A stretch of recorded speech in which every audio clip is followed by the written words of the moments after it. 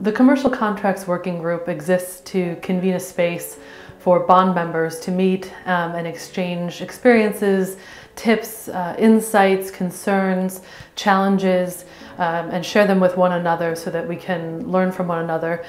So our aim primarily is to share learning and knowledge and to provide a platform for small NGOs to build a network and have their voices heard. The Bond Conflict Policy Group, it's been in existence for a number of years now, and what we aim to do is to straddle agencies that are working in humanitarian relief, working in development, working in peace building, and to bring that together in a platform, essentially to look at how then we can work to influence the UK government on how do you have best practice for sustainable development in fragile and conflict affected areas. Is about inspiring and engaging bond members in the SDGs, how they can contribute towards the SDGs in their work, connecting different groups, so thinking about areas which we don't have the specialism in, but we can talk about them in the context of the SDGs.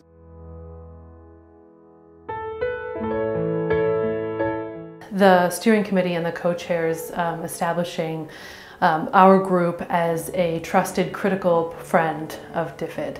So we've been doing a lot of work with Bond to try and get peace and conflict issues to the forefront, and so we were delighted that we were able to contribute into that chapter on SDG 16 in order to really keep those issues at the forefront of UK government's mind.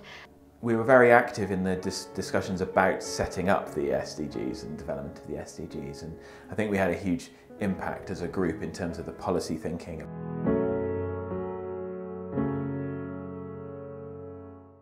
We now have a better sense from the UK government, and particularly DFID, of which issues they can engage on and which things they might want to hear from us from.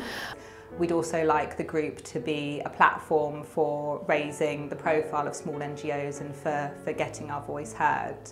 To keep people looking at what are the best practices for working in conflict-infected estates.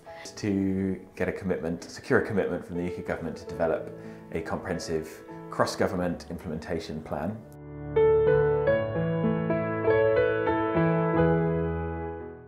They should definitely join to make sure their voice is heard, to be part of the collective voice and having their opinions taken up with the UK government. People should join the group because the way to get our voices heard is to collaborate.